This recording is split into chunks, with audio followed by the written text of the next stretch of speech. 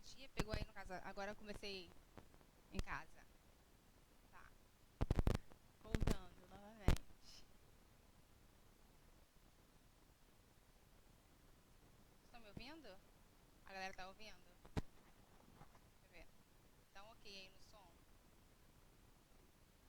Estão...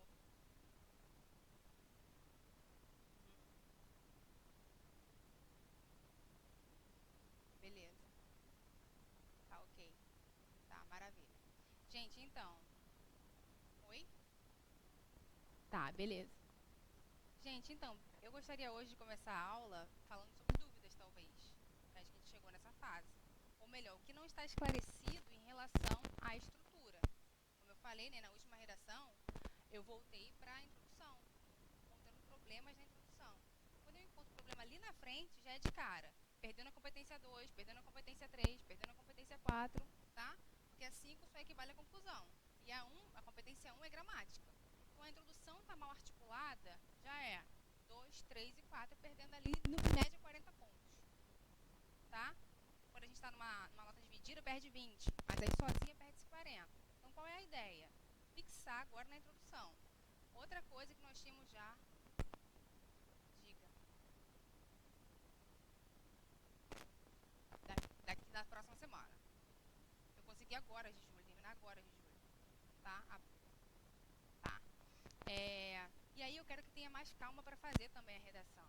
Talvez tenha uma pressa por conta do tempo, aí que é a correção, mas será que está voltando na correção para ver aonde errou? Para fazer as próximas redações? Porque assim, ó, é uma preocupação minha, eu estou junto com vocês nessa. A gente está junto, a gente dá prova, eu fico tão ansiosa quanto vocês, fico tão ansiosa quanto vocês. Então é isso. E aí a questão é, eu estou voltando na redação que eu fiz errado, estou voltando na correção para fazer a próxima, eu só estou com pressa de entregar e desenvolver esse tema, é só uma etapa que eu tenho que cumprir. Não, o texto não é uma etapa, o texto não é uma tarefa, você precisa, eu costumo dizer, né, se demorar no texto, tá? É chato, é difícil, umas pessoas têm mais dificuldade com linguagens, outras com exatas, mas olha só, não tem saída, é isso que garante sua classificação, tá? Não tem jeito. Então, assim, hoje eu quero voltar na UERJ com vocês, essencialmente porque a UERJ, a gente sabe que é uma universidade que quer, né, uma propriedade outra para a escrita, ela quer articulação filosófica, sociológica, ela quer outro vocabulário. Então, como vocês perceberam, né, o texto que eu mostrei na semana passada, que era o cárcere do pensamento, o candidato não estava de brincadeira, né? Os candidatos, na verdade, porque ali foi a formação de professores. Mas, assim, quando eu pego com vocês outros textos da UERJ, é daquele nível ali. Os candidatos têm aquele nível. Ele vai falar de Dom Casmurro com propriedade de Machado, machadiano. Acho que a Keren chegou a pegar alguns textos desses iniciais da UERJ, né? Acho que você, não sei se você também, mas a Keren acredito que sim. E assim, é de uma outra ordem. Além de trazer os elementos do livro, o cara vai trabalhar com instituições como a Escola de Frankfurt para fundamentar e vai trabalhar com filósofos que têm uma outra demanda, tá? São intelectuais orgânicos, vai trabalhar com Gramsci, vai trabalhar com Hannah Arendt, que talvez vocês nem tenham ouvido falar ainda. A gente está muito acostumado com Durkheim, com Bauman, né? Que são esses mais comuns, Immanuel Kant. E aí os caras vão trabalhar com outros filósofos, de uma outra ordem. E é isso que eu preciso de vocês, tá? Então agora a gente vai revisar um pouquinho o ERJ, revisar, tá? Essa ideia da UERJ, do livro da UERJ. Quem começou a ler o livro? É a pergunta que não quer calar. São 350 páginas, está em PDF.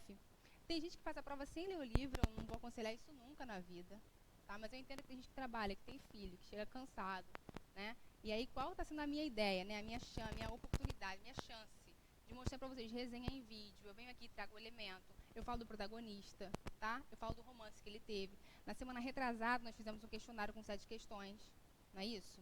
Inclusive, a questão 6 e 7 era para ter deixado um parágrafo lá, não é? No Class. A questão 6 falava sobre a distopia, porque o livro é uma distopia, e isso você precisa saber, e saber escrever, porque o livro é uma distopia, porque você vai precisar disso para abrir o seu texto, minimamente. E quem é o Winston, que é o protagonista desse livro, que é um dissidente, que é o cara que vai se revoltar em relação ao sistema, tá? Isso é mínimo para vocês, mínimo. Você vai abrir o texto com elementos do seu livro, tá bom? Dúvidas até aqui no que eu falei? Está muito distante? Está muito confuso? É muita informação? Mas é assim mesmo, não tem jeito. Ixi, ó, não escutei nada. Ah, imaginei que vocês tivessem essa... Sim. É porque, na verdade, o que o Auer, que não é o Auer o nome dele, né, um pseudônimo, ele é um indiano, não sei a pronúncia exata do nome dele, o autor desse livro é um indiano. Como ele faz uma visão futurista, né, um livro de ficção, até anima para ler. E é tão louco, né, tudo que ele vai escrevendo, e ao mesmo tempo a gente se vê na realidade daquilo tudo, que é gostosa a leitura. Agora, o Triste Filho de Policarpo Quaresma é uma linguagem outra, né, a gente está falando de Lima Barreto, né, numa outra estrutura, e aí vale a pena também reconhecer aí a biografia do Lima Barreto, que foi um cara que escreveu à frente do tempo dele, considerado louco, ficou no manicômio, alcoólatra, né, que é a biografia desse autor, e aí vocês vão minimamente começar a entender o que ele quer dizer quando ele fala do Policarpo Quaresma, que é um patriota e que acaba morrendo no paredão, que vai ser a primeira fase de vocês da UERJ, a fase objetiva. Mas assim, o Triste Filho de Policarpo Quaresma, ele tem menos saída ainda para vocês, porque são questões objetivas. Ou você sabe, ou você não sabe sobre o livro. Mais do que isso, o contexto político desse livro, né, que é o mais interessante. O que esse livro, o que um patriota que morre no paredão significa diante da atual conjuntura política brasileira? O que um patriota que morre no paredão significa hoje? Tem que pensar sobre isso, que as perguntas vão estar nessa vertente, né, minimamente. Podemos aqui? Eu tenho que ficar aqui. Só posso ficar aqui, porque eu sempre costumo ir naquele cantinho. Passa para mim, por favor, para a gente rememorar a aula da semana passada. Isso, a Constituição. Então, o que eu trouxe para vocês já de cara? E aí a Constituição é uma queridinha do Enem, né, obviamente. Mas você pode trazer na UERJ, claro. A Constituição e os elementos principais, os artigos principais, nós vimos na aula passada. Não é isso? E aí nós fixamos até qual artigo que você vai trazer na manga. Ou seja, aquele artigo que você vai saber de cara. Fixa no quinto, fixa no sexto, mas que vocês tenham ele, tá? Mais do que isso, eu preciso perceber esses artigos nos textos. Não estou dizendo que isso, né, não estou falando de todo mundo. Tem uma galera aí que está alcançando, sim, 900, 880 nas correções, ok. 920, 940. Mas, seu nome é Pedro Henrique ou Pedro Vitor? Pedro Vitor. Lembrei do texto, a imagem que está na plataforma. E aí, é claro que algumas pessoas já estão trabalhando nessa vertente. Só que assim, eu preciso que outros também consigam chegar aí, tá? Pula para mim, por favor. Hoje, em acréscimo às demais instituições, né, e dos mais documentos oficiais, eu trouxe a ONU, tá? Porque aí a ONU também ela vai cobrir tudo que você precisa. Basicamente, hoje, o Brasil, como um país signatário, né, que vai assinando todos os contratos, aí Rio+20, aí ele assina, violência não sei o que, o Brasil assina, mas não necessariamente ele consegue cumprir. A gente sabe disso, é a nossa realidade, infelizmente, tá? Então, o que acontece com a ONU? A ONU, né, a Organização das Nações Unidas, o que ela faz? Ela precisa minimamente envolver países e falar, vocês vão assinar determinado decreto? Sim ou não? Sim. O que o país precisa fazer? Precisa realizar aquilo. O Brasil tem feito? Não necessariamente. Então, a ONU, por exemplo, ela é um documento oficial para você pautar qualquer tese hoje no Brasil. Ela está falando de desenvolvimento de cidadania. Ela fala sobre educação de qualidade. A gente está tendo, teoricamente, pública de qualidade? Não. A gente tem desenvolvimento pleno de cidadania? Não. Então, isso funciona para quê? Para você abrir o seu contexto e fazer a sua tese. A tese precisa ser uma questão. A tese, ela não pode ser exemplos. Tem uma galera, eu escolhi uns 4 textos que na hora da tese, a galera começou a exemplificar. Não é isso. A tese é um problema. A tese precisa dizer assim, ó, você tem pensamento crítico. Você não está recebendo essa redação como um cidadão passivo. Tá? Por exemplo, quando eu falo o valor da... Quer falar? Não? Quando eu falo aquele tema, né, da última redação que... Peraí. Quando eu tô falando muito rápido, eu sou acelerada. Tem que ter cuidado comigo. É o seguinte, o último tema da redação foi o valor do processo educacional nas transformações sociais, não é isso? Dá uma pesquisada aí no valor exato para mim, da última redação, mas era basicamente isso, o último tema. Acho que é o valor da educação nos processos sociais. Cara, qual é o seu problema com isso? Você não pode dizer que existe um valor e que precisa ser disseminado assim, assim, assado. Não. O que você pensa sobre isso? Tem uma questão aí. Tudo, você, como pensamento crítico, né, como vestibulando, como cidadão, como um ser político, precisa pensar, não tem valor aqui. Não, olha só, eu acho que a educação ela não promove transformações sociais. É isso, tese é isso. Você vai falar assim, olha, artigo 205 da Constituição, que é o artigo específico para a educação, ele vai dizer que a educação ela é um dever do Estado, dever da família e da sociedade, da comunidade. Está lá no artigo. E por isso ela deve promover transformações sociais.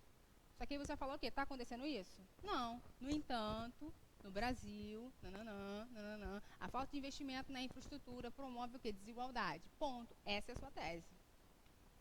Tá? A falta de oportunidades na aprendizagem promove um abismo social. Ponto. Essa é a sua tese. Sua tese não pode começar... É isso, pode ser aquilo. Isso eu estou falando hoje, porque eu corrigi os textos ontem à noite, e aí eu comecei a perceber. Bom, tá? Ainda vou fazer essa estrutura com vocês aqui. E aí sim, para onde eu caio? 2 tópicos de desenvolvimento. Ainda tenho que citar lá na introdução. Eu preciso colocar lá. Quando o examinador ele pega o seu texto, minimamente ele precisa ler toda a sua redação a partir da introdução. É ali, tá? Então aí eu tenho 2 tópicos de desenvolvimento, ok? Perguntas aí? Não. Bom, então a ONU eu trouxe aqui como um documento oficial para contextualizar, basicamente, se você sabe pensar sobre isso, você vai conseguir contextualizar qualquer redação, tá? Você traz a ONU, que garante a paz entre as nações. Imagina, a gente vive hoje um caos em relação a isso. A intolerância religiosa, a discriminação, a violência contra a mulher, enfim, tá? Entre outros elementos. Passa para mim, por favor. E aqui ela está mais explicadinha, tá? Para depois realizar a leitura. Eu, às vezes, fico me questionando, será que eles leem os slides? Será que na hora da produção textual vocês estão realizando a leitura? Porque é isso, dá trabalho mesmo. Não fica confiando na sua memória. Né? Porque o professor vai falando aqui, as ideias vão se encaixando, sim, as ideias vão fluindo. Mas a gente não pode só confiar na nossa memória, a gente precisa voltar lá naquele material. E que isso funcione para vocês de agora e depois para a vida de universitário. Tem que voltar lá, tem que pegar aquilo toda hora, é um saco. Tem que pegar o caderno velho, sabe? Tem que pegar o livro. Detesta, abrir milhões de páginas. É assim mesmo, não tem jeito. Então volta lá nos slides para ver o que esse documento está colocando para vocês e qual é o contraponto que hoje o Brasil, por exemplo, como um país, né, que deve seguir também as Nações Unidas, não promove, né? Nações Unidas como uma instituição orientadora. Bom, deixa eu ver aqui se tem alguma coisa. Você falar? E quem mais? Desculpa, a ONU? Não, pode. O que não é legal, que aí também eu percebi, né? São citações para o primeiro desenvolvimento e para o segundo desenvolvimento. Só está usando autores. Você pode usar? Pode. Mas traz outros elementos também, tá? Aí tem gente que, assim, está colocando somente uma citação para fundamentar um parágrafo. A gente sabe que não é mais suficiente. Isso acontecia em textos de 2015. 2016 para cá, a galera não está mais brincando. Eles estão utilizando aí 2, 3 artefatos para pontuar um parágrafo. E é isso que vocês precisam fazer. Aí eu estou lá no parágrafo de desenvolvimento. Utilizei a Constituição e vou utilizar Paulo Freire para fundamentar, por exemplo. Tá? Aí eu estou lá no segundo parágrafo de desenvolvimento. Vou utilizar a ONU, mas eu vou utilizar um dado de pesquisa que eu vi da USP, na última reportagem. Entendeu? Pode usar? Pode. Mas agora, a introdução, no mínimo para contextualização, documentos oficiais. Desenvolvimento 1, 2 artefatos. Desenvolvimento 2, 2 artefatos. Não tem jeito, tá? Não tem como fugir disso. A gente viu que o Lucas Felpe, que é um queridinho aí do Enem, ele é famoso, né? A redação dele nota 1000, hoje ele estuda em Michigan, passou para a USP. FUVEST, ele só tirava, acho que tirou 27, de 30, tirou 27, ele é assim.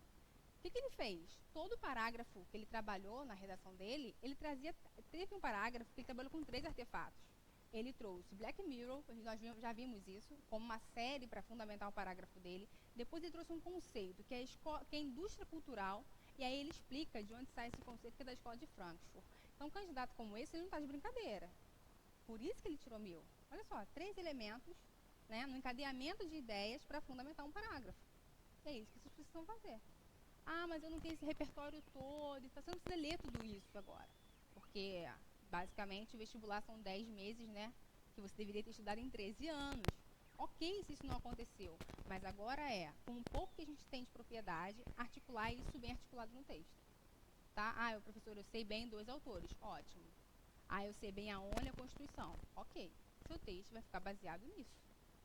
tá? Agora é como você senta para escrever e qual é o seu compromisso com a escrita diante disso, tá bom? Então a ONU também ela é pertinente. Aí aqui eu trouxe, para a gente rememorar, pode passar para mim? Estatuto da Criança e Adolescente. Por quê? Se tem um texto muito específico, exploração infantil, tá? É pedofilia, né? Que é um segundo maior crime do mundo, aí só perde por narcotráfico. Essa informação é até estranha, né? Então, se cair um texto muito específico, por exemplo, você tem aí o Estatuto de quem? Da Criança e do Adolescente, tá? Logo abaixo, eu trouxe também o Estatuto do Idoso. Ó, que é também, né, uma outra parte da população aí que merece um olhar. Terceira idade, em relação à cultura digital, em relação a qualquer outro serviço, né, de promoção à saúde, enfim. O Estatuto do Idoso também. Lembrando que esse terceiro artigo aqui do Estatuto do Idoso, ele é idêntico ao, acho que é o quinto artigo aqui. Volta de novo para o Estatuto, para mim, por favor, da criança e adolescente. Ele é idêntico ao quinto. O terceiro também, minto. Terceiro e terceiro. Que ele garante toda a proteção. Aí ele fala lá, ó, você já sabe, que o terceiro artigo, minimamente, você não precisa trazer essa citação direta, tá, gente? Pode ser indireta. E qual é o conceito desse artigo? Tudo de bom. O que ele quer para essas pessoas, para esse grupo, né? Ele está assegurando o quê? Oportunidades e facilidades a fim de quê? Desenvolvimento físico, mental, moral, espiritual, social, condições de liberdade e dignidade. A mesma coisa acontece no do idoso. Olha o que ele fala. Ele fala sobre todas as oportunidades e facilidades, preservação, saúde física, mental, aperfeiçoamento moral, intelectual, espiritual, tá vendo? Condições de liberdade e dignidade. Então, ele é basicamente o mesmo artigo, tá, para essas duas partes da população. Então, basicamente, você sabe o conceito. Ah, preciso fazer citação direta? Não precisa. É só a ideia, é só o conceito. Logo, não abre aspas e traz a ideia, tá? Uma citação indireta. Passa para mim, por favor. Gente, isso aqui tá muito rápido. É porque não vou ter exercício. Tá tranquilo? As ideias estão se encaixando? Chegar em casa, vai pegar, ó, nos slides? Não. Vai, tem que pegar. Tá? Abre o celular do lado e vai construindo o seu texto. Até virar vício. Notícia. Pula para mim, passa para mim, por favor. Bom, aqui a gente já viu isso também. Essa notícia, ela é uma notícia que teve repercussão agora, né, na pandemia, na fase de isolamento, que é a morte daquele policial negro, de um homem negro por um policial branco, desculpa, lembram disso? Tá todo mundo, né? Então, o que essa notícia serve? Para quê? Só para introdução, só para trazer contexto, tá? A notícia, para ela fundamentar um parágrafo de desenvolvimento, você vai precisar citar a fonte. Ah, foi no jornal Globo do dia tal. Ah, foi na revista Veja. Ah, foi na revista Veja Rio. Foi na revista Época. E aí fica mais difícil trazer isso na memória, tá? Se você não dá a fonte dessa notícia no desenvolvimento, você está só expondo informação. Você não está fundamentando nada, tá? Você não está argumentando nada. Pode usar? Pode usar, em nível de sofisticação, para deixar aquele parágrafo, né, mais elaborado? Pode, mas saiba que você ainda não chegou na sua argumentação, na sua fundamentação. A fundamentação, ela precisa de base. Qual é a base? É a fonte. Você não é nada sem fonte, tá? É como se você não pudesse escrever nada porque você não tem autonomia para isso. Tudo que você escreve é baseado no que está no mundo, e se está no mundo, você vai ter que citar de onde tirou. É basicamente essa a ideia. Então, aqui é a notícia, né, tô com medo de estar fora da câmera, do George Floyd, né, dos protestos dos Estados Unidos. Ali estão 3 perguntas que ajudam vocês a nortear a organização do pensamento em relação não só à notícia, mas também em relação à redação. Quais são, né, os eixos temáticos? Questões sociais, segurança pública, porque aí mais tarde você pode trazer isso no texto. E aqui esse fato se relaciona. Toda vez que você pensa uma notícia, é esse o campo que você precisa pensar. Essa notícia está ligada aqui. Violência está ligada aqui, nesse caso. Por exemplo, racismo digital, manifestações populares, ativismo digital. A gente viu que teve aí, né, uma enxurrada de informações e também depois diríamos, aquele conflito, né, entre hashtag, coloca hashtag ou não coloca hashtag. Vocês lembram disso? Vidas negras importam, né? Teve aí um conflito em relação às hashtags, que é o ativismo digital, atuação policial, entre outros. E aí sim, a notícia serve para o quê? Introdução. Bom, isso é, se você na hora de você pensar assim, por que eu estou colocando notícia como, vamos colocar lá na última escala, tá? Caiu um tema dificílimo. Terrorismo no cyberespaço. Foi o tema da escola naval do ano passado, retrasado. Terrorismo no cyberespaço. Cara, esse tema é dificílimo para você começar a pensar, né? De cara você não pensa muito sobre isso, né? Cyberespaço, terrorismo, como seria isso? Aí talvez você tenha uma notícia, porque você já vai usar quem? Constituição e ONU lá no desenvolvimento, que é o documento que você tem em mãos, certo? A carta que você tem na manga para desenvolver são aquelas instituições. Aí você vai desperdiçar ela na introdução? Não. Na introdução você vai trazer uma notícia, tá? Estão entendendo o que eu estou querendo dizer? Porque na introdução eu não preciso fundamentar, ou seja, eu não preciso botar a fonte. Eu só preciso fazer o quê? Um contexto. Aí a notícia funciona nesse sentido. Eu não sei muito sobre esse assunto, mas eu tenho uma notícia aqui que eu vou abrir a minha redação, tá? Então, para isso a notícia funciona. Como eu já sei a ONU e a Constituição, ótimo. E mais 2 citações, eu vou utilizar isso lá no desenvolvimento, porque lá sim é obrigatório, tá? Então a notícia funciona como a nossa última cartada na manga, o que a gente tem, guardou aí para poder usar para temas que eu não sei quase nada, mas que eu escutei em algum momento, tá? Poderia começar falando, sei lá, terrorismo no cyberespaço, poderia falar do Homem do Salto do Espaço, que é a última notícia, né, promovida pela Red Bull, dessa exploração, poderia falar sobre hackers, enfim, né, crackers também, por aí vai. Desce aí pra mim, por favor. Foi até aqui, gente, a notícia, como último recurso pra gente?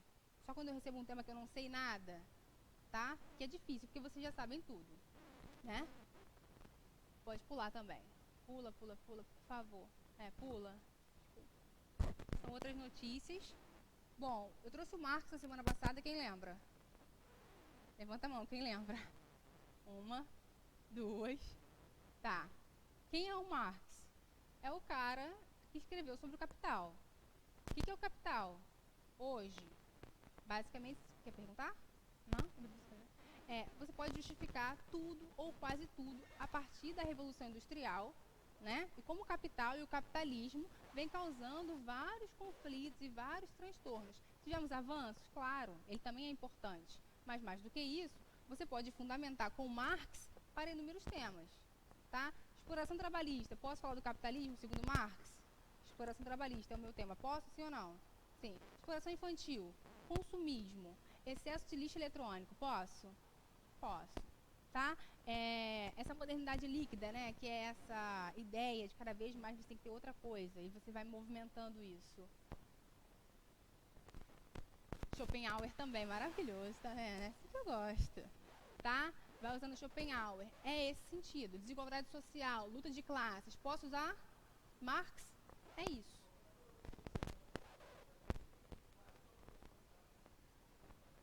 Exatamente.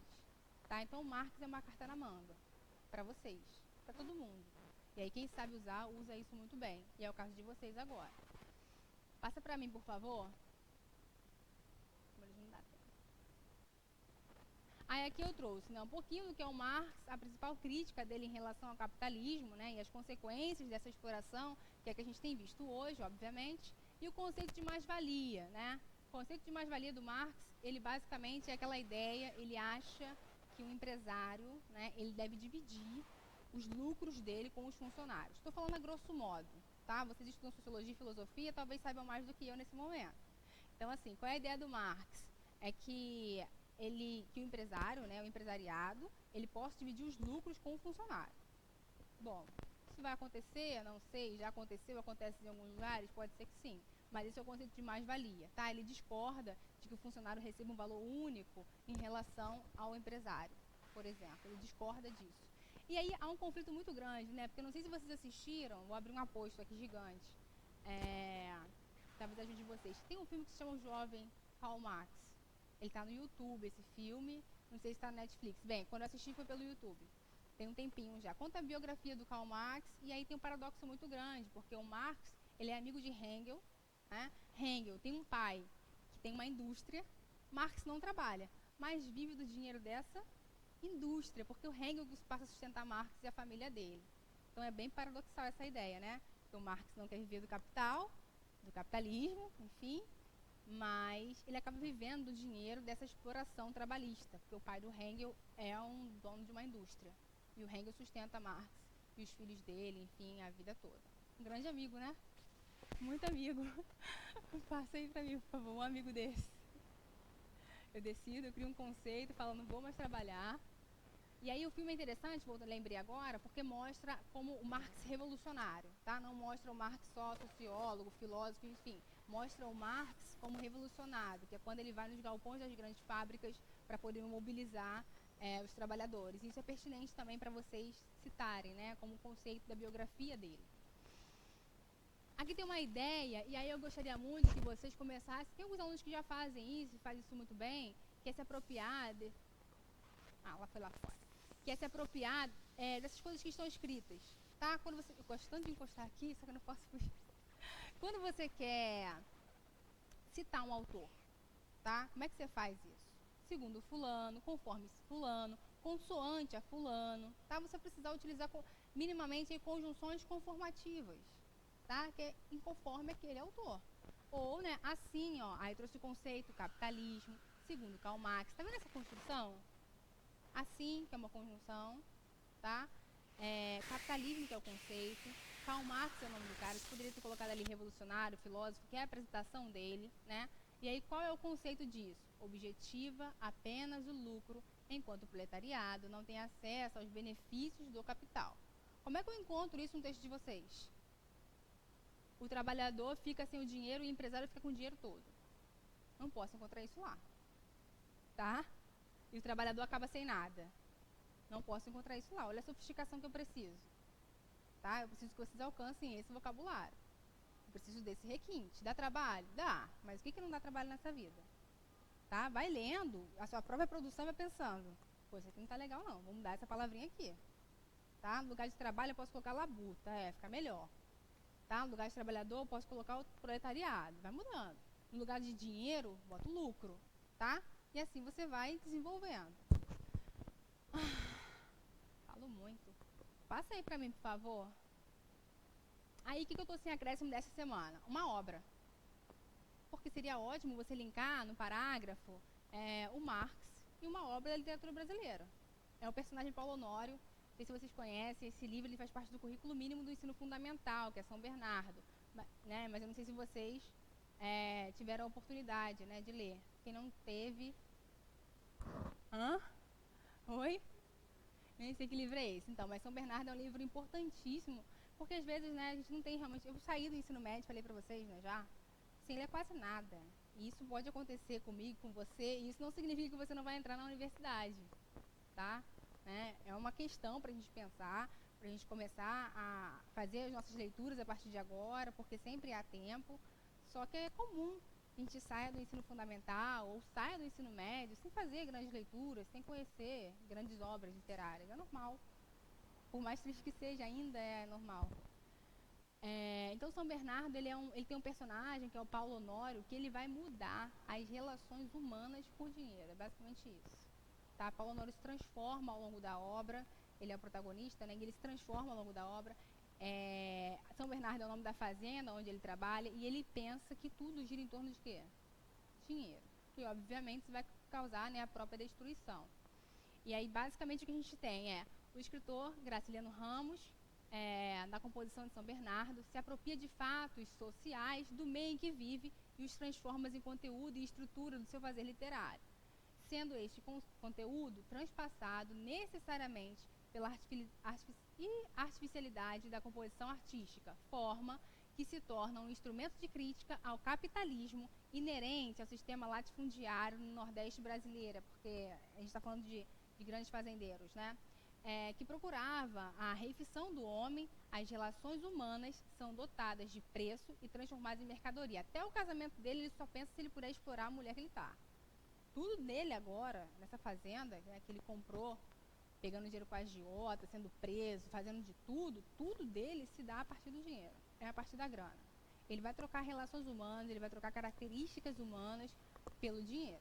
Então, se você sabe trabalhar isso bem, caberia a crítica do Marx ao capitalismo, no mesmo parágrafo, trazer o Paulo Honório, que é o personagem de São Bernardo? Caberia isso dentro de um parágrafo de desenvolvimento? Ficaria bom trazer esses dois elementos para compor a crítica? Sim ou não? Exatamente. O Marx faz essa crítica E aí a gente tem realmente uma pessoa que sofre as consequências do capitalismo. Ele perde características humanas por conta do capital. Então, seria a crítica do Marx fazendo a vertente dentro de um personagem da literatura brasileira. Essa surda. Rousseau, todos eles, que na verdade quando começa, um bebe na fonte do outro, né? Rousseau, Foucault não. Fala Rousseau, já lembro de Foucault, não. Rousseau, quem mais? Tem um outro também, dessa mesma fase de fazer crítica ao capitalismo. Todos eles começam, mas depois vê que não dá tão certo. O Marx é o único que morre, né, com 7 furúnculos, realmente dizendo não ao capital. E a galera até tem essa ideia inicial, mas aí depois eles vão vendo que, será que o capitalismo deu certo? Porque visa o total afastamento do Estado. E aí, será que alguns países, algumas sociedades conseguiriam isso? Os filósofos também começam a pensar sobre isso. E os pós-modernos já viram que não é uma versão não dá tão certo. Né? Imagina o modelo dos Estados Unidos para todo mundo. Não dá, né? Tem a galera que não consegue viver com o afastamento do Estado. Tá? Que é esse modelo de capital dos Estados Unidos, por exemplo, onde você tem que pagar a própria saúde, você tem que pagar a própria universidade, você tem que pagar tudo. Aqui no Brasil seria possível? Né? Não dá. A gente precisa ainda do Estado, a gente precisa da universidade pública, a gente precisa de alguns serviços públicos, por exemplo. E aí muitos autores iniciaram com essa vertente, né, contra o capital, e foi, mas aí depois também eles viram que não era só isso, contra o capital, mas também tem uma fase que precisa, sim, de trabalho, precisa de dinheiro, tem um modelo aí, eles ficaram meio escorregadios nesse sentido. O Marx foi o único que foi até o final, que morreu com isso. Aí aqui nesse material eu coloquei o link para vocês. Agora, esse link, ele é um link de uma animação, tá? É uma animação do filme, do livro. Professora, realmente eu não consigo ler tudo isso para minha prova, mas tem vídeos de 3 minutinhos, sempre mostrando várias obras. E a gente sabe que o poder do vídeo, né? A animação, ela é muito potente para fazer a gente lembrar, tá? Então, a animação é pertinente. É uma metodologia que eu tenho usado desde o ano passado, assim, e tem funcionado, porque os alunos conseguem lembrar e fazer esses casamentos dentro do parágrafo, tá? Podemos? O que eu estou falando está claro ou está muito distante? Está muito louco? Não? Porque a construção de texto é isso, né? Desce um pouquinho, mais um parágrafo. Eu trouxe essa obra da Tarsila do Amaral, né, da fase 33, que é a fase modernista já dela aqui no Brasil. Vocês conhecem esse quadro? Já falamos sobre ele aqui? Não, é um quadro comum, né, de vários livros aí, né? Justamente porque ele representa o quê? Essa massificação do trabalho. Olha a indústria ali atrás, a todo vapor. Tá vendo? Então é essa a ideia. Ela fala sobre o quê?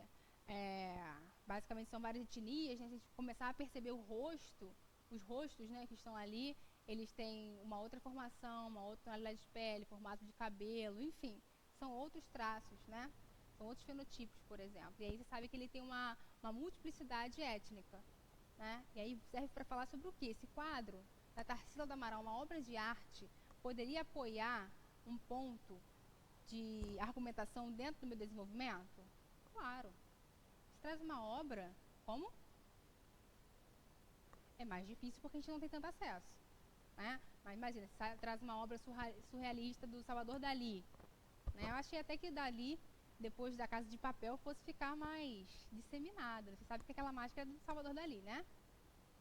Quem assistiu a Casa de Papel? La Casa de Papel. Aquela máscara é do Salvador Dalí. Quem é ele? Não pesquisamos. Deixamos para lá, professora. Né? Ele é autor aí das obras surrealistas, que vai falar de dinheiro-tempo, relação dinheiro-tempo. Essencialmente ele fala sobre memória, constituição de memória, tá? Do povo. E aí falou de memória, olha só, falou de Salvador Dalí, falou sobre memória, eu já vou linkar na UERJ. Tá vendo como a cabeça de vocês precisa funcionar? E Salvador Dalí fala sobre memória, a obra dele surrealista fala sobre memória, ótimo, eu vou usar na UERJ, porque a UERJ vai falar sobre memória. Tá? Deixa eu só abrir esse aposto de novo aqui. O Winston, que é protagonista do livro 1984, ele está editando o passado das pessoas. O Ministério da Verdade, ele edita o passado. Se ele edita o passado, ele mexe o quê? Na memória de um povo, de uma nação, de uma sociedade. tá? Então vou usar agora, ó, Salvador Dalí, para poder fundamentar um parágrafo meu lá na UERJ, porque o Dalí fala sobre memória. Entenderam? Difícil? Tá? Fechei o aposto da UERJ, vamos voltar. Posso usar uma obra de arte para a UERJ? Sim, a UERJ gosta muito de obra de arte, porque ela é mais o quê? Sofisticada, tá? Então a UERJ seria bom aqui ficaria perfeito, né? São Bernardo, sim, porque é uma obra literária, é um personagem, o Marx, essencialmente, e uma obra de arte, para poder pautar um parágrafo aí, tá bom?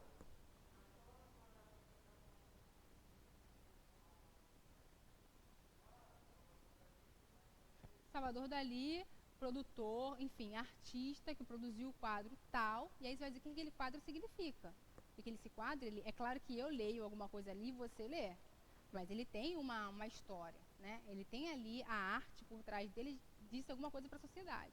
O próprio produtor está dizendo alguma coisa para a sociedade, né? O artista, ele não produz nada à moda, não gosto de falar bangu não, a qualquer moda, diríamos assim. Ele produz com uma intenção. Tem aquele quadro do Picasso, que fala sobre a guerra. Eu tô com carnificina na cabeça, esse nome carnificina, mas não é. Isso, são vários bois com chifre, assim, é claro que o Picasso é sempre aquela desconstrução da imagem, né? Ele trabalha com a desconstrução da imagem. E aí o Picasso, acho que é Guerneficina, é alguma coisa sobre a guerra. E ele está falando ali, o que vai ser o mundo depois da guerra. O quadro dele é fundamental, inclusive, pra gente tratar... Pegou o quadro aí? É outra imagem. Ah, pegou outra coisa. Pegou. O nome é G, é alguma coisa relacionada à guerra. É esse. É esse.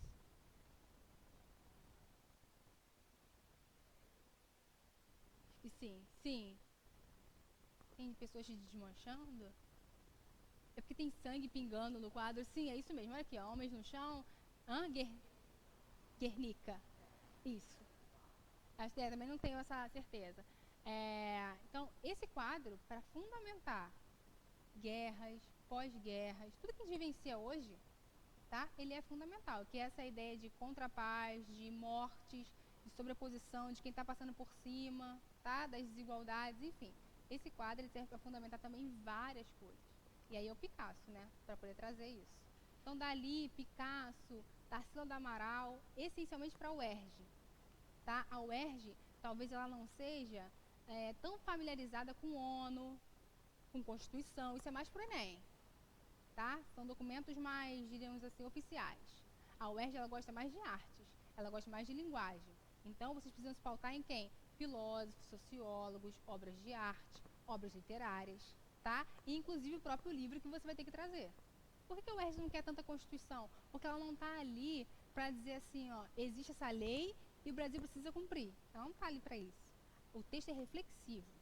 Então, a legislação não funciona nesse sentido, tá? O texto da UERJ ele é reflexão. Por isso que a gente vai evitar evitar a legislação nele. A gente vai usar obra literária, tudo isso que a gente está falando, que é mais voltado para o campo das artes, tá? Já o Enem não. O Enem trata questões sociais.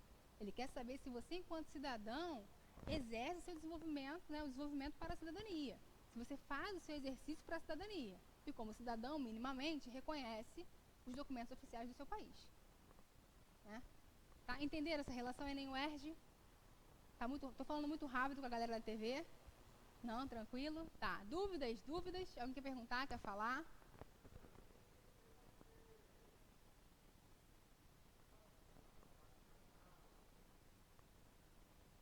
Pode, essencialmente. Assim, o que não dá, tem até um texto da UERJ que a candidata, ela abre o texto falando sobre a dor e a delícia de ser o que é uma música do Caetano, né?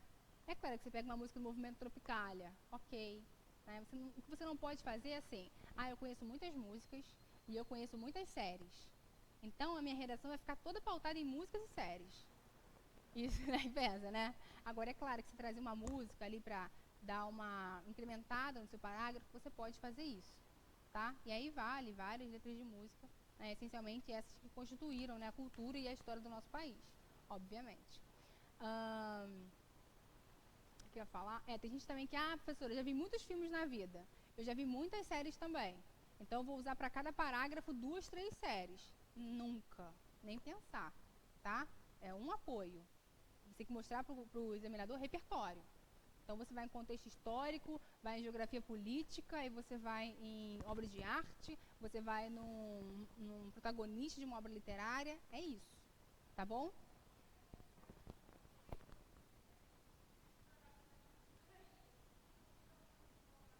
Misturar quem? Pode tirar.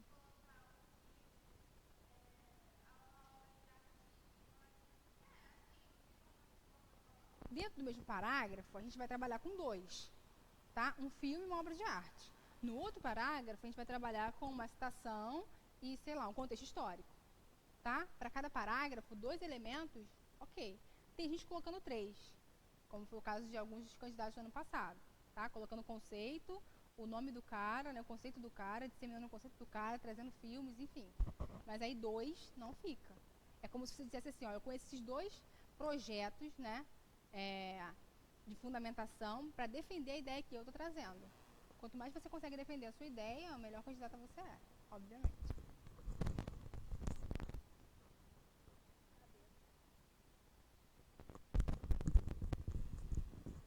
Podemos?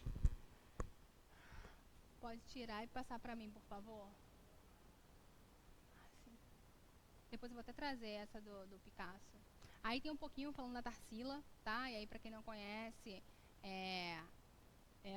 a ideia da Tarsila. É claro que quando você apresenta a Tarsila, né, e diz que ela é dessa fase modernista, que é um quadro de 33, quanto mais informações você pode trazer sobre a obra, isso é importante também. A gente sabe que com uma letra pequena, você consegue fazer isso em uma linha e bem feito, né? Aliás, outra pauta pertinente é a estética do texto, que eu tenho copiado a mesma mensagem em inúmeras gerações. Já começa assim, ó. A primeira coisa que me preocupa é a estética do seu texto. Né? Não estamos mais nessa fase. Passamos dessa fase. Aí eu coloco, o que me chamou a atenção foi o tamanho da sua letra. O não respeito ao parágrafo, 1.25. O não respeito à margem, tá? Em inúmeros textos tem repetido isso. Sabe aquele Z e aquele L que cola na letra de baixo? Você já não sabe mais o que você está lendo? Tá? Não dá. Tem que treinar. A letra tem que ser pequena. O texto tem que ter limpeza. Limpeza do texto. Abrir esse aposto aí de novo para poder falar da estética. Aí tá, aqui eu coloquei aqui, ó, os temas que você pode trabalhar com Tarsila. Diversidade cultural, massificação do trabalho, trabalho escravo, industrialização e preconceito linguístico. Tá? Óbvio, você imagina quantas pessoas que vieram de outros lugares, né, para trabalhar no mesmo lugar, quanto preconceito linguístico não foi quando não foi uma latente, né? Pode seguir, por favor? Aí eu trouxe um modelo de introdução para vocês, que é importante que vocês percebam como acontece a contextualização, tá? E a tese. Aí tem ali. Na tela, Operários, da modernista Tarsila do Amaral, apresenta a pessoa, tá vendo? É possível perceber uma grande diversidade cultural brasileira, representada pela artista por meio de uma variedade de rostos. Todavia, agora vai entrar na tese. Tá vendo o contraponto? A tese precisa ser uma questão. O que é todavia? É uma conjunção o quê? Adversativa. Então, vou trazer uma ideia, tá? De contraponto a isso. Ó, todavia, embora o Brasil seja um país marcado pelas diferenças culturais, facilmente evidenciado nas distintas maneiras de falar de seu povo, muitos indivíduos tentam negar essa realidade. Isso é a minha tese. Os indivíduos tentam negar a realidade da multiplicidade étnica vivenciada no Brasil, tá? Isso é tese, tá vendo? É a minha questão. O quadro está apresentando ali uma multiplicidade que é importante, essa vertente sociocultural. No entanto, no Brasil isso não é um problema. A sua tese é um problema. Quem... Já é o contexto. Isso é contexto. Tá? Se eu colocasse aqui, ó, a ONU prevê, o artigo 205 da Constituição prevê, tá? Ou, enfim, tem um que é da Declaração Universal dos Direitos Humanos, que diz que ela está promulgada, né, do bem-estar de todos. Isso já dá para fazer para tudo, porque não tem acontecido há algum tempo. Aí eu tenho a minha tese, é um contraponto. E aquilo ali vocês precisam fazer sempre, é o contexto. Você já vai abrir com um contexto, contar uma história ali no início. A tese é o contraponto, é onde você fala, eu tenho um pensamento crítico e sei que isso aqui não pode acontecer. Ou, se não está acontecendo como previsto, é um problema também, é o seu pensamento crítico. Depois eu desemboco nos meus 2 pontos de desenvolvimento. Ó, tal visão corrobora com o aumento do preconceito linguístico na sociedade e grande desafio que precisa ser enfrentado, tendo em vista o forte discurso etnocêntrico no país. Quais são os meus 2 pontos de desenvolvimento? Preconceito linguístico e discurso etnocêntrico. Tá? Vou trabalhar no desenvolvimento 1, preconceito linguístico. Desenvolvimento 2, discurso etnocêntrico. É isso, só isso. Só isso que eu quero, pouca coisa. Pode passar para mim, por favor. Tá ficando claro que é a introdução? Tá ficando claro que é a introdução? Dá trabalho? Tá fácil visualizar a introdução agora sobre vários textos na sua cabeça, não tá? Tá, agora tá fácil. Schopenhauer, Arthur Schopenhauer. A grande questão do Arthur, eu acho, é o nome. Que a gente precisa copiar inúmeras vezes para saber escrever no dia da prova. Não tem jeito. Não dá. Imagina, quem? Quem é esse? Tá? Todos eles essencialmente são conhecidos pelo sobrenome. Né? Bauman também, Durkheim, enfim. É alemão, cara, vai dar trabalho para escrever. Não tem jeito. Então esse é um cara, ele é conhecido como um dos filósofos mais pessimistas, né? Ele fala sobre a nossa realidade. Como Nietzsche, então, um dos mais pessimistas, né? Pode passar para mim, por favor. Vou até trazer o Nietzsche também, depois de eu preparar. Como? Sim, eles são tensos. Então, o Arthur Schopenhauer, ele é um filósofo do século XIX, tá? Tem uma grande obra dele ali, que é O Mundo como Vontade e Representação. Então, qual é a ideia dele, gente? Ele vai justificar por que a gente não é feliz. Então, cabe em vários temas. Por que nós não somos felizes?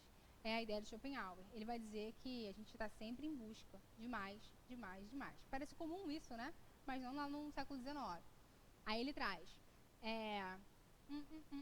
Nunca estamos satisfeitos e, por tal motivo, vivemos sempre querendo mais e mais. Mesmo ao alcançar o objetivo, ficamos felizes apenas momentaneamente. Em seguida, quando percebemos que aquilo não era exatamente como representávamos em nossas mentes, atinge-se o tédio total. Dessa forma, o ser humano está sempre sofrendo. E para eliminar tal sofrimento, Schopenhauer propõe caminhos como a arte e a ética. No tocante à ética, ele fala sobre consciência, né? Cada um deve de ter. Freud também fala sobre consciência. Isso anularia nosso ego e causaria compaixão com a humanidade, ou seja, com o outro. Na redação, Schopenhauer serve para quê, gente? Já que ele está falando sobre essa forma demasiada de consumo, né? De querer mais e mais sobre todas as coisas. Consumo, degradação ambiental, que é essa ideia também, né? É cada vez mais e mais e mais e mais. A empatia, que serviria para o tema da ESA do ano passado, compaixão e diversidade.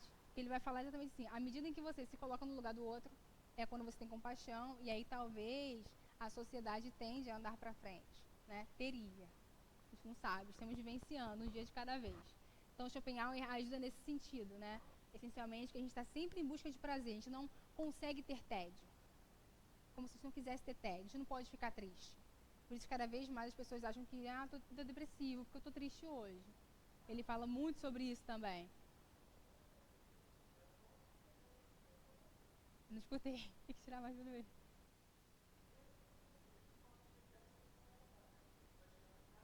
Esse que é outro.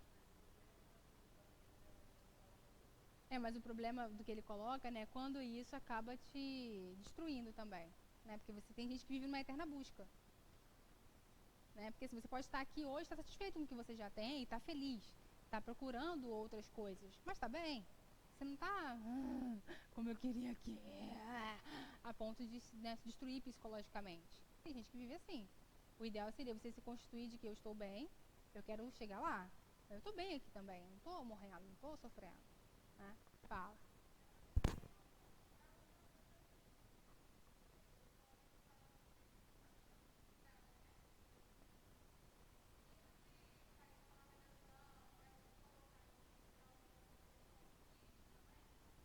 Um pouquinho do romantismo. Primeira fase, segunda ou terceira? Em que sentido?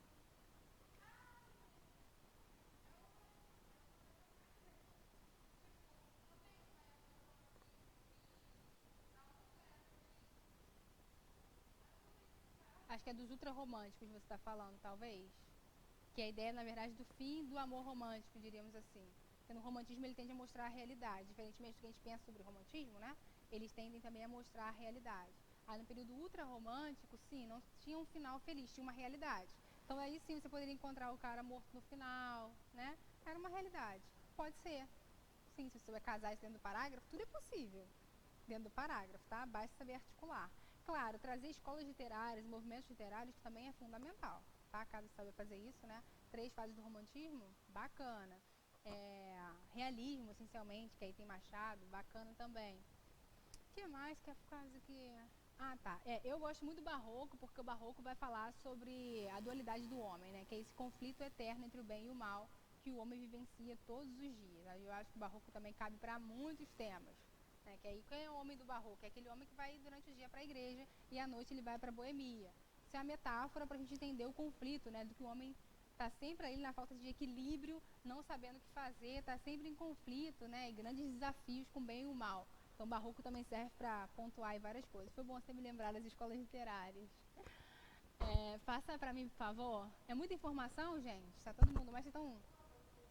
Tá encaixando as ideias, não tá? Tô vendo a cabeça de vocês assim, encaixando as ideias. O olhar da Karen tá pleno. Vamos. Desenvolvimento. Aí aqui a Marta. Hoje eu tô trabalhando com vários temas, tá vendo? A gente não pode fixar só em um.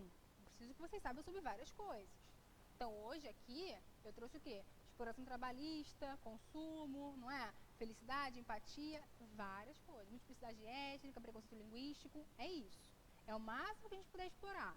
Quem eu trouxe aqui? Quem é essa pessoa que eu não conheço? Marta. Marta é uma personalidade a nível mundial. Pode trazer no meu texto? Pode. Tem que ser personalidade a nível o quê? Mundial ou uma grande repercussão nacional.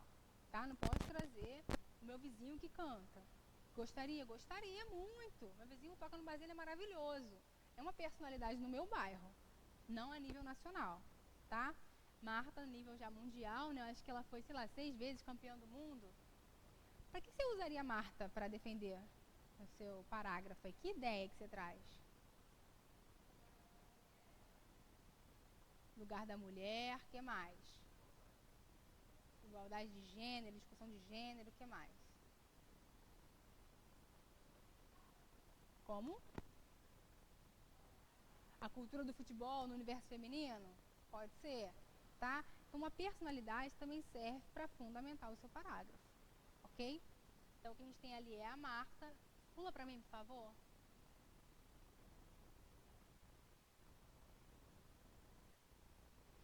E aí tem um pouquinho, né, falando da Marta, mas a nossa grande questão é por que a Marta também é uma das melhores jogadoras do mundo e não ganha como o Neymar? Por que será? Porque ele é mulher? Acho que não.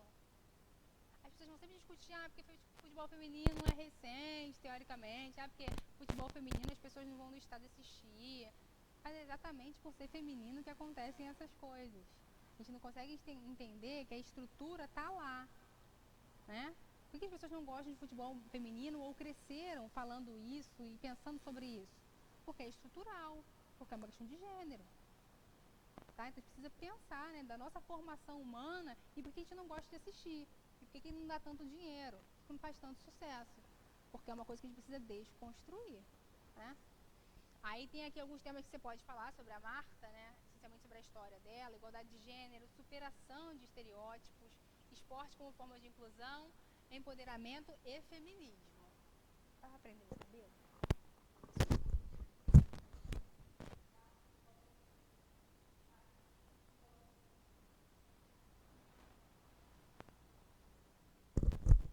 Bom, vamos. A galera tá me escutando? Tá tudo bem em casa? Perguntas de casa, não? Não? Só enxurrada de informação hoje. Enxurrada de... Vamos lá. Passa pra mim, por favor. Aí eu trouxe um outro modelo de introdução, tá? Pra falar da Marta. Já começa de cara. Marta Vieira da Silva é uma grande futebolista brasileira. Embora seja considerada uma das maiores atletas do futebol feminino e ao redor do mundo, a jogadora Marta não tem o mesmo prestígio que alguns atletas masculinos, inclusive no que tange o valor salarial. Esse é o contexto. Tá? Já para desembocar no que eu quero, já sabem, né? Aonde eu vou chegar. Essa discrepância vai ser a minha tese. Essa discrepância evidencia a necessidade de lutar pelos direitos das mulheres, como faz o movimento feminista, tá? Com o objetivo de superar o abismo que sempre desmereceu a figura da mulher por séculos. Ponto.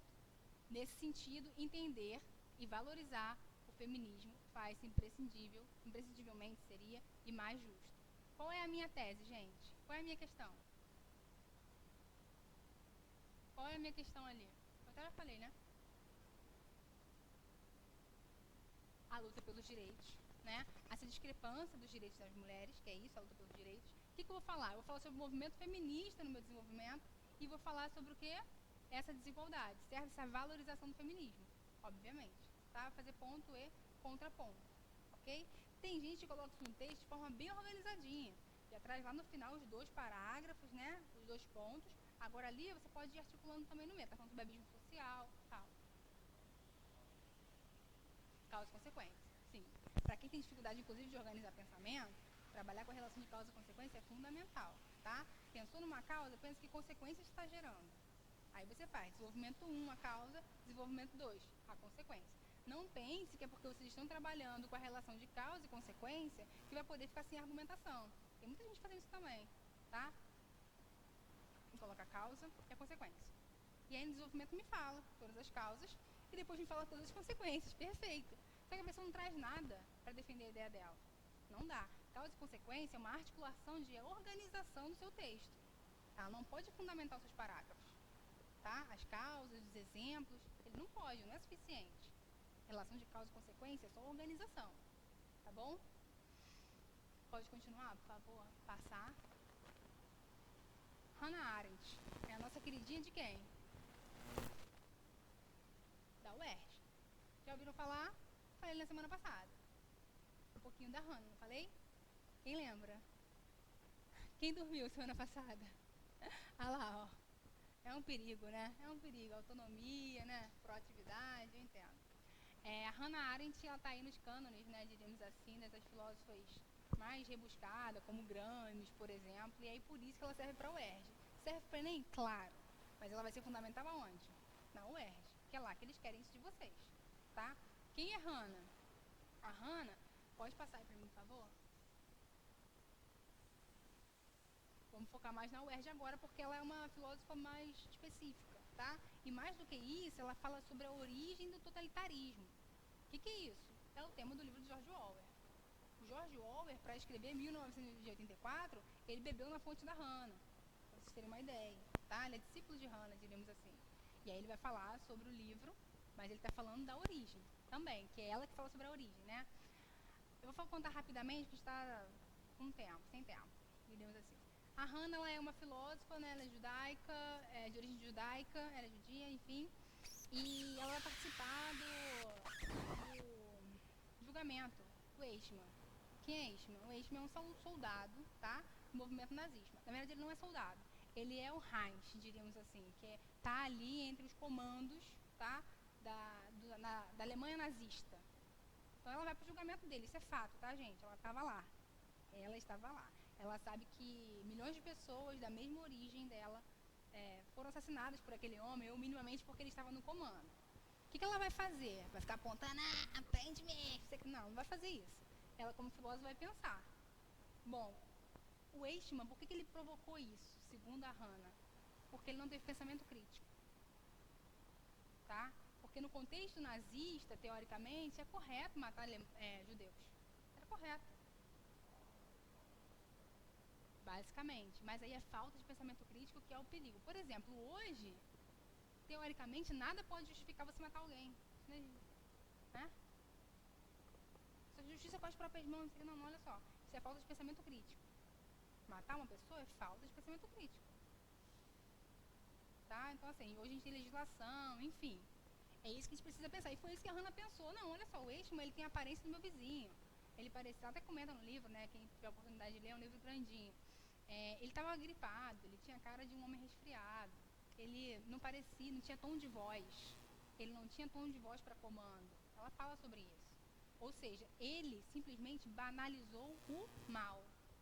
Ele teve falta de pensamento crítico e ele dizia, eu só estava lá para cumprir ordens. E no contexto nazista ele podia fazer aquilo, tá? Então, pra vocês terem uma ideia do que alcançaram o que a Hannah quis dizer, mais ou menos, ela quer dizer o seguinte: ele não está certo. O que faltou ali foi pensamento crítico. Por que o pensamento crítico acontece? Porque ele está no julgamento de um governo totalitário. O governo totalitário tem esse poder, tirar o pensamento crítico da população e fazer dela massa de manobra. E foi isso que ele fez. Exatamente. Que é o que o Foucault vai falar também. O Foucault vai falar o seguinte: a ética depende de um contexto histórico. Naquela época, qual era matar judeus estava o quê? Correto. Viu como Foucault também estava certo, né? A ética vai depender de um contexto histórico. Trazendo isso para os dias atuais, né? Hoje a gente tem a legislação para profissionais do sexo, por exemplo. Tem uma legislação, né? Carteira assinada, direitos trabalhistas. Há um tempo atrás, essas pessoas eram extremamente julgadas, rechaçadas pelas ruas, né? Denunciadas, né? A polícia lá pegar, enfim. Hoje em dia, só quem faz parte desse crime é a pessoa que explora essa mulher ou esse homem que está ali trabalhando como profissional do sexo, por exemplo. Então, assim, hoje a legislação trabalhista, tem direitos trabalhistas, enfim. Então, diante de uma ética, vamos supor, há 20 anos atrás, era certo ser profissional do sexo? Era considerado errado na população. Hoje em dia é considerado o quê? Certo. Tá? Então, para você pensar sobre o contexto histórico, seria o quê? De acordo com a ética daquele momento. Tá? Então, ele estava cumprindo ordens, teoricamente estava sendo correto, segundo o contexto histórico. Só que, diante de um governo totalitário, o que ele virou? Massa de manobra. O que acontece quando você vira massa de manobra de um governo autoritário e totalitário? Você perde pensamento crítico. Você vai fazer coisas inimagináveis, como ele, que mandou matar milhões de pessoas. Tá? E ela, então, o que ela pensa? A culpa não é dele, a culpa é do sistema. O sistema fez ele ser quem ele é. Entenderam? Tá vendo como o Orwell é difícil? Né? O Orwell, ele é gostoso de ler, mas ele está carregado de ideologias nesse sentido, tá? Passa aí para mim, por favor. Tá vendo porque a Hannah é uma filósofa mais complexa também? Né? E aí o Gramsci e a Hannah, elas são queridinhos na UERJ. Eu trouxe um pouquinho, tá, do que ela fala do Eichmann. E essencialmente aqui no final, de fato, diante disso, né, a filósofa adota, eu acho que está escrito ali, adota ou atenta para o fato como o mal pode ser banal. O mal para ele passou a ser uma coisa banal. Matar pessoas é banal, comum em uma sociedade. Para dar isso? Para dar uma sociedade que só obedece ordens sem pensar, refletir, está suscetível a cair na mão de governos o quê? Autoritários, como foi o governo nazista. Foi a importância da liberdade do pensamento crítico. O que faltou foi a liberdade de pensamento crítico, né? Porque é nesse momento que você não consegue pensar. Algumas coisas que você começa a concordar, a censurar também, assim como uma conjuntura política pode acontecer em qualquer parte do mundo. Tá? Começa a censurar determinadas coisas, você fala, não, realmente, tem que censurar mesmo. Aí você vai deixando passar. Tá? Não estou falando essencialmente do Brasil, entre outros lugares. Vão censurando coisas e você vai deixando passar. E aí, depois, como é que você faz? Quando você vê, você virou massa de manobra também. Tá? Colocaram alguns cursos pagos nas universidades públicas. Isso já acontece na UERJ, na pós-graduação. Aí você fala, tá bom, pelo menos eu vou fazer o UERJ, vou pagar aqui. Quanto? R$200 eu vou fazer. E o curso pós-graduação é pela UERJ. Aí quando você vê, a universidade pública já está com vários cursos pagos. Aí quando você vê, você não tem mais universidade pública. Tá vendo? Porque você vai deixando, você vai falando, não, isso aqui é comum, não, isso aqui tá certo. Precisa mesmo de dinheiro. A universidade precisa, os professores precisam ser pagos. E aí quando você vê, você já foi envolvido, você já é massa de manobra daquela conjuntura política, digamos assim.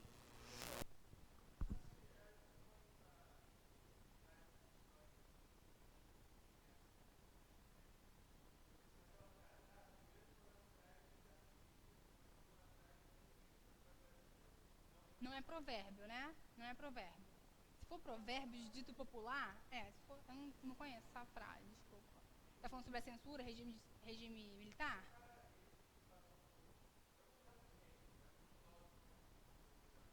Se é uma citação dele, pode.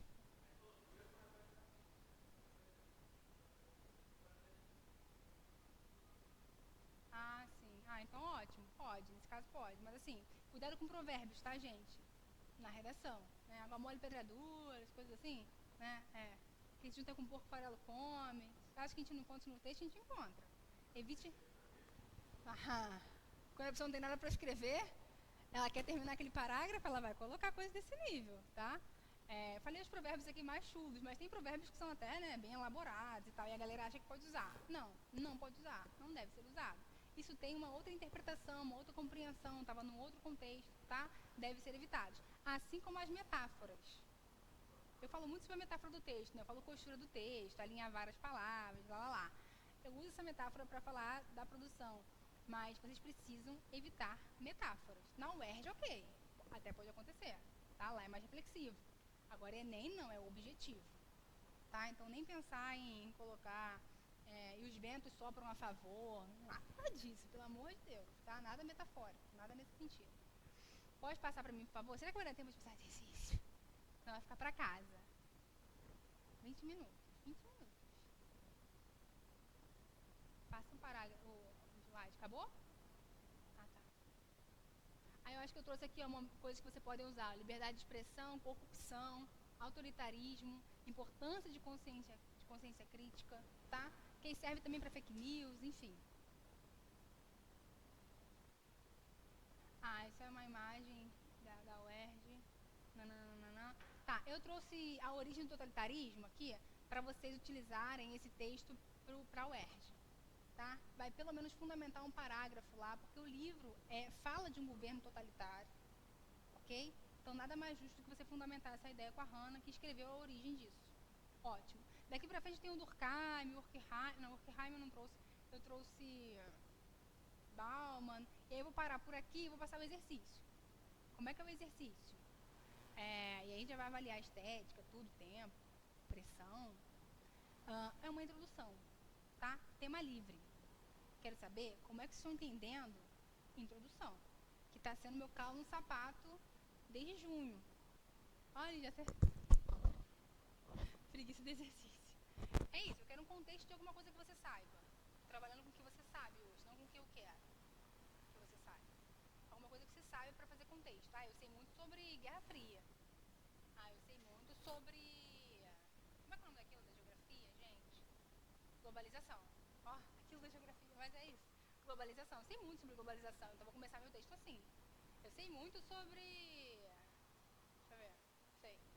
Tem ninguém mais. De Cavalcante. Sei muito sobre Óculos. Sei muito sobre Portinari. Sei muito sobre isso. O que eu vou escrever? Vou começar então com isso. E aí sim eu vou gerar uma tese. E aí sim eu vou gerar 2 pontos para o meu desenvolvimento. Tudo bem? Sim. 20 minutos. Vamos? A galera triste. Ela naquele momento.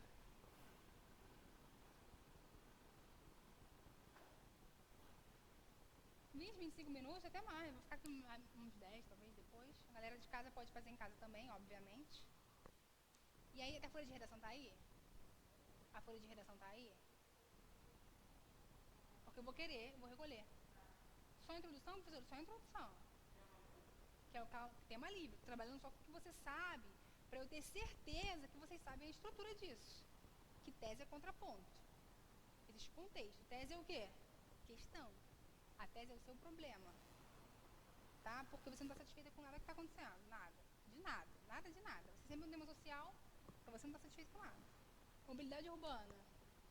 Como é que estão os transportes públicos? Como é que começa isso? Isso começa lá na década de 50, com o JK. Não é? Juscelino Kubitschek falou o quê? Vamos colocar rodovias aí. Teve planejamento? Como é que acontece atualmente? Tá, muito obrigada. Vocês podem fazer direto na folha, tá? E podem fazer a lápis dessa vez, que aí não gosto de ler muito a lápis não, mas fica fraquinho, né? Tá bom, tá, obrigada. Tá.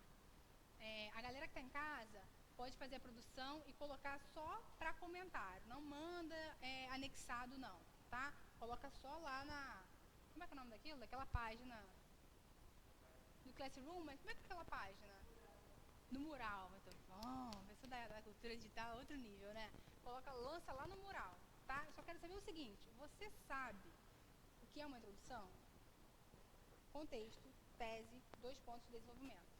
Tem gente que até faz bonitinho, faz até desfecho da introdução, acho maravilhoso, tá? Com efeito, né? Vamos supor, estou falando sobre o sistema educacional, sobre o valor da educação nas transformações sociais, por exemplo. Eu posso terminar a minha introdução como? Com efeito, evidencia-se melhorias no sistema educacional. Tá vendo? A gente quer ter, né? Com efeito, evidencia-se melhorias no sistema carcerário. Se meu tema for o sistema carcerário. Tá? Tema livre. Pensa primeiro o que eu sei. Contexto. Tá vendo?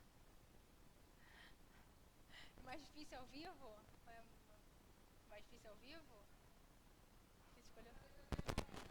Mais fácil ao vivo? E fica concentrado, né? A ideia da concentração é outra, né? Em casa a gente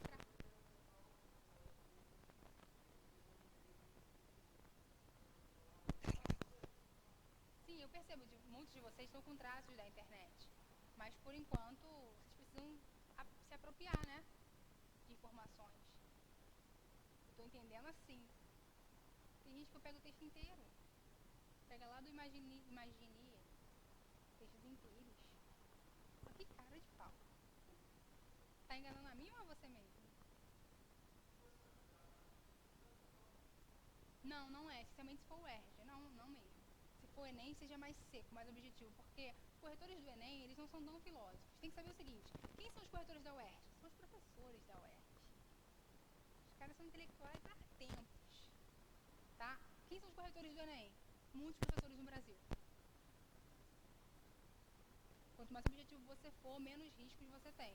Entenderam? O professor que é mais seco, mais objetivo, ele não faz tanta filosofia, não é tão reflexivo. Então ele quer ler alguma coisa nesse sentido, infelizmente. Entendeu? Agora na UR são os próprios. Foi. Fala de novo, desculpa. A estrutura é a mesma, tá? O que muda é o que você vai usar. Aqui você, no Enem você vai usar o quê? ONU, Constituição, Estatuto. Na UR você vai usar quem? Você vai começar com uma obra literária, você vai começar de cara com uma citação, uma obra de arte, como eu trouxe da Tarsila ali, tá? Então muda nesse sentido, tá, gente? Tudo bem?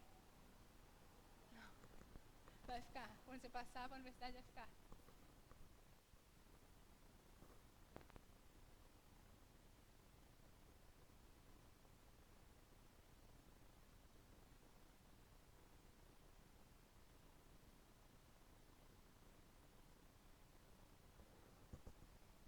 Tem 3 textos aqui para corrigir. 1 milhão de textos para corrigir, na verdade. Cara, não acredito que esses textos são dessas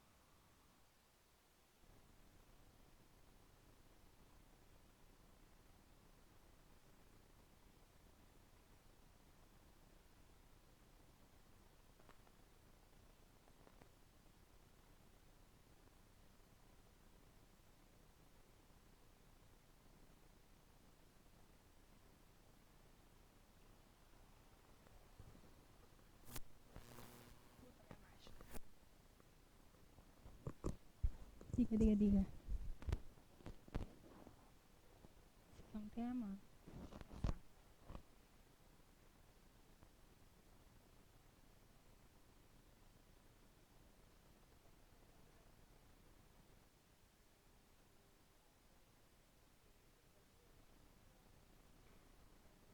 Fome, esse tema é fome. Pra quem tá com dificuldade com o tema, acho que fome é um tema pertinente, tá? O Brasil despencou no ranking aí no ano passado. E aí a gente hoje também continua, né? A gente avançou aí nesse sentido. Avançamos negativamente entre pessoas que estão abaixo do nível de nutrição, na subnutrição e que realmente sentem fome. Isso para quem está com muita dificuldade. Eu deixei o tema livre porque eu queria saber o que vocês sabem para contexto. Sim, eu preciso saber o tema para fazer a correção. Pode colocar na primeira linha, linha 1, tá? Pode colocar na linha 1.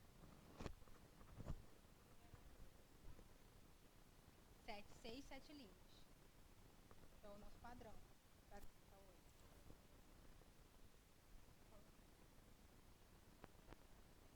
Ah, é, eu cheguei a falar, mas que ele não pegou. É tese de introdução, né? Tese. É, tese e desenvolvimento. Não, é contexto, desculpa, contexto, tese e desenvolvimento. Esse é o Bruno, não, né? Ah, ótimo assim, sabia? 6 linhas, 6 a 7 linhas, 6 a 7.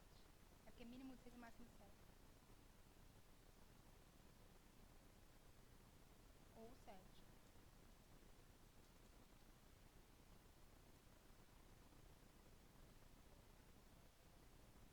Quando ele mostrou o vídeo, né? Ah, aqui eles vão ter acesso? Pois não, né? Ah, então ótimo. Ah, melhor então, é. Vou jogar o link na. Sim. Eu vou colocar tema UERJ também. É, no Flash. Não, lá é mural. Eu pedi pra introdução, senão você acha melhor no Flash?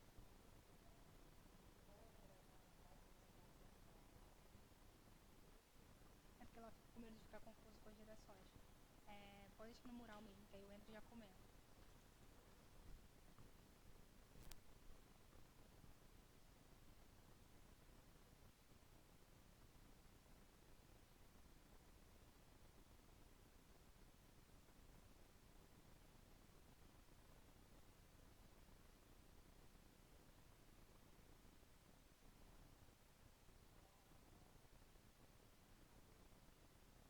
Tá?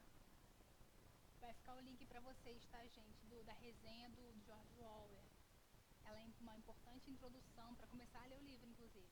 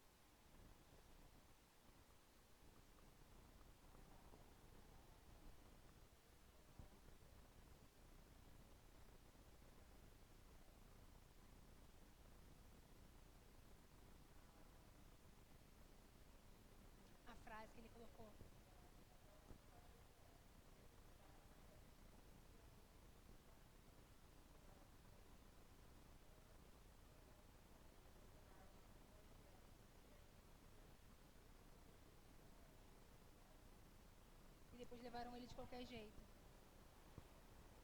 Acho que ele não precisa. Que até uma frase difícil de lembrar, né? E é muito específica do movimento nazista, né?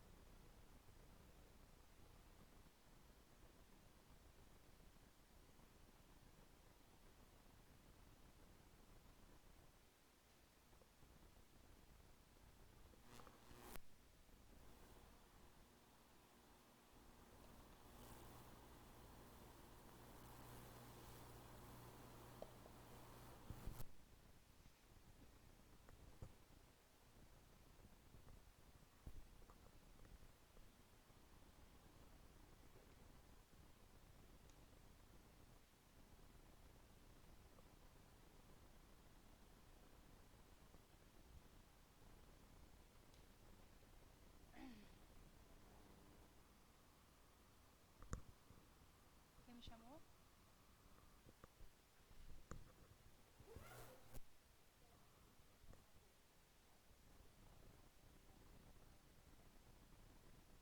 Ah, não, que é a violação.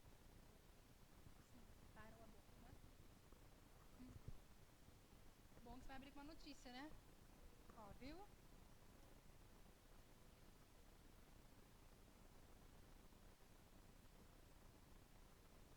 Você tava na obra. Não tá. Você chegou a vir na obra presencial, não chegou? Ah, não tô lembrando disso. Ah, o Japão documentado da pesquisa. Ah,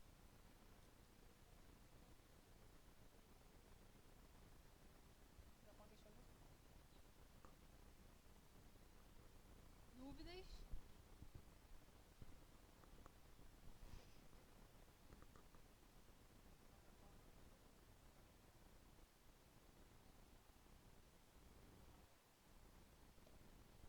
Como? Ah, tá.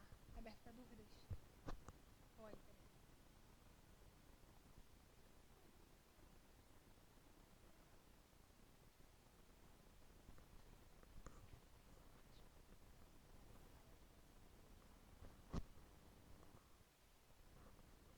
No contexto pode. Mas tem que ser uma notícia repercussão. Nacional ou mundial. Qual é o seu tema?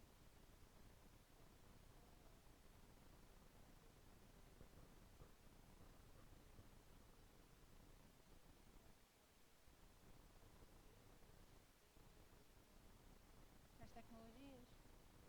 É, sim. Então você está falando de tecnologias voltadas para o mercado de trabalho? Não. Está falando de tecnologia. Ah, está falando nesse momento, é isso? Pandemia? Não.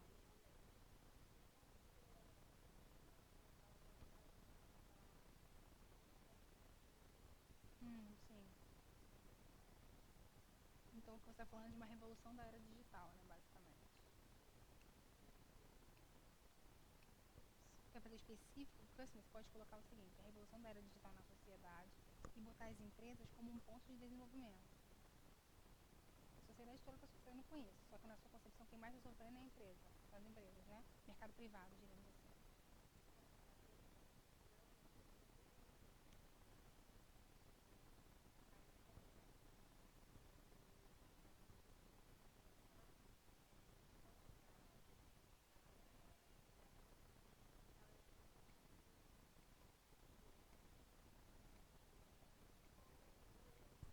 Não, mas olha só, mas é assim mesmo. Né? Não, mas calma, é assim mesmo. A gente tem dificuldade para organizar o pensamento. Eu tô falando no microfone, será? Ah, tá. É, então, quando você quer fechar muito o nicho também da redação, aí gera mais complicação. O ideal é fazer deixar isso aberto. E aí você depois passa, entendeu?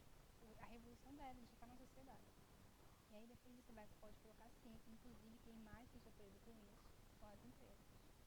Tá? O setor privado, por exemplo. Pode colocar isso como um ponto dentro do texto. Mas se você começar já com as empresas, você depois vai ter que desdobrar ela. Que empresa você está falando? Público e privado. Você vai ter que fazer isso, entendeu? Você começa com a empresa, você tem que depois desmembrar ela. Se você começa com a sociedade, a empresa pode ser um ponto de desenvolvimento. e o outro pode ser a própria sociedade, enfim, pode ser a própria população, entendeu? Ou você pode colocar, se for as empresas, os desafios e a realidade. As empresas estão passando por um processo de revolução em relação à era digital. Elas estão precisando se reinventar diante do atual quadro, né? E quais são, e aí como ponto você teria realidade e desafios a serem enfrentados por essas empresas. Não sei se é isso que estou conseguindo ajudar, não sei se estou conseguindo. Né? Acho que é essa a sua ideia, né? De como eles podem se reinventar diante disso. Então, falou de tecnologias, você vai ter que falar de revolução industrial. É lá que começa a transformação do homem em máquinas. É lá que começa essa ideia de transformação em tempo excessivo. Tecnologias é revolução industrial. Vou voltar, revolução industrial no início do século XVII. Eu tenho um videozinho da revolução industrial. Você sabe, não? Coisa sobre a revolução industrial? Não?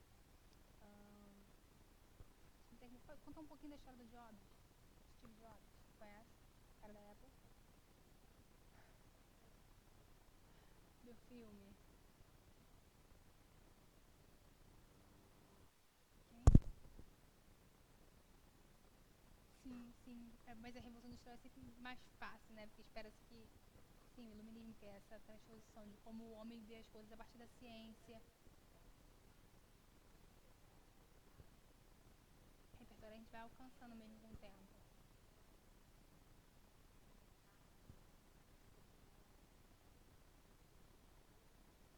Mas isso acontece com todo mundo, né? Água mole pedra dura, não tem jeito.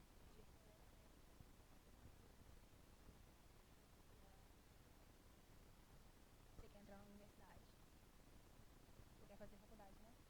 Você que prestou mas é assim mesmo, a gente quer água mole pedra dura. Você nunca viu isso? Como é que você quer aprender de dia pra noite?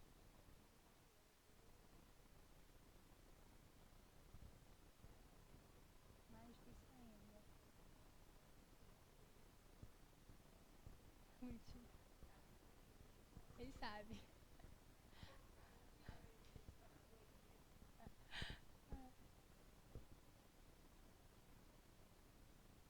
Algum filme que fala sobre tecnologia, sobre essa revolução digital? Algum filme?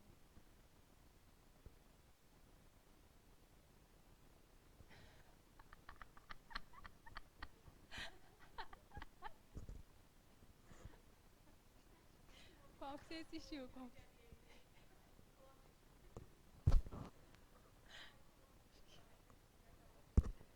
É, tem algum filme? Ah, é, tem a série Black Mirror. Assistiu? Nunca assistiu. Nenhum episódio? Ah, essa reinvenção dos aplicativos de relacionamento é uma notícia de alguma forma, né? Essa ideia dos aplicativos realizarem tudo pra gente. É uma revolução digital. Outro tema? Mas a sua preocupação é pertinente, é assim mesmo. Tem que ficar preocupado porque é isso. A gente vai ter que saber muitas coisas sobre aquele tema, né? 6. Mas tem a galera que vai entregar depois, será? Depois de tempo vai ser descontado. 40 pontos de cara. Fome, quer falar? Quer falar sobre a fome? Quer falar mobilidade urbana? Mobilidade urbana. Não? Desafio de adoção no Brasil? Quer falar sobre o processo de adoção no Brasil? Pode ser então, os desafios da adoção no Brasil. É um tema. Ah, difícil esse, mas é bom, muito bom, muito bom. Daria até pra falar hoje. Hoje em dia eu penso em banco, eu penso só em aplicativo e inteligência artificial. Aquela Bia, né? Que é de qual banco aquela Bia, gente? Do Bradesco? Mas, gente, a mulher sabe tudo da minha vida. Sabe tudo, inteligência artificial nos bancos. Foi, então, o desafio à doação no Brasil. A adoção, né? No Brasil. Adoção. Adoção.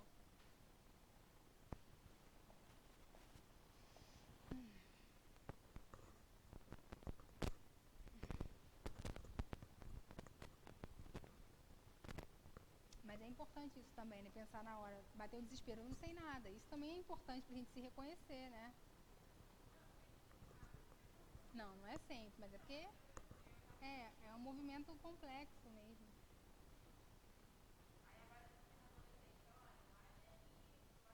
Imagina se dá tempo.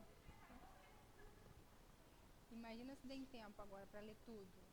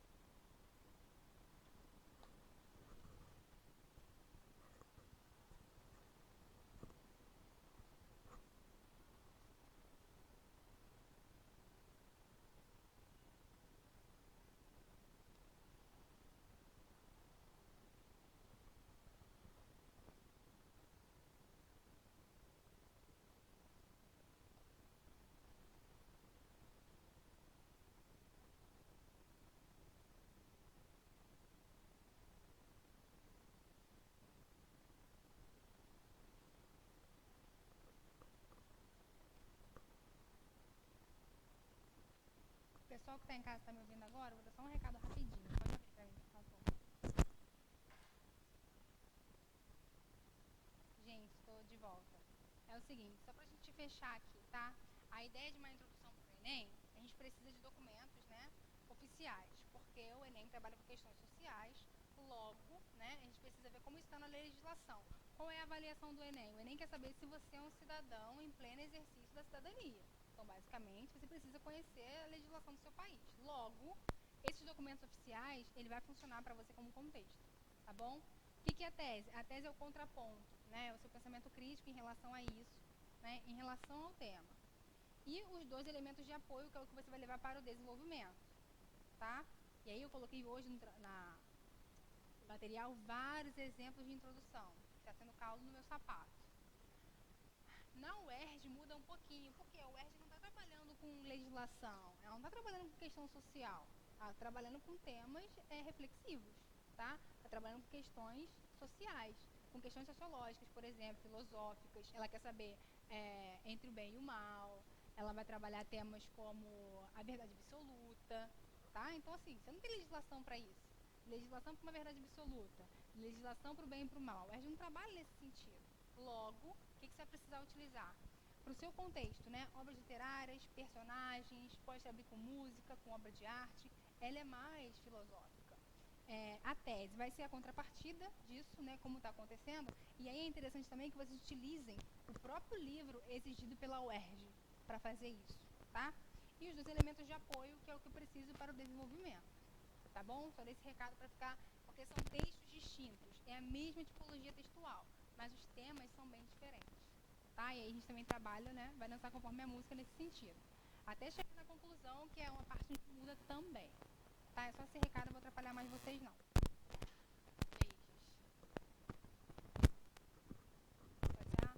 Gente, então, deixa o exercício lá no mural, tá? Faça a introdução, como eu coloquei para vocês. Visitem as correções, veja o que está acontecendo na introdução, pelo amor de Deus.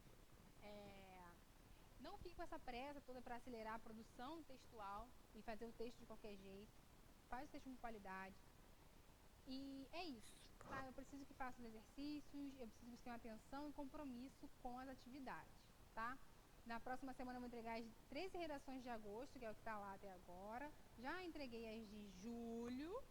E é isso, tá bom? Um abraço, até a próxima semana.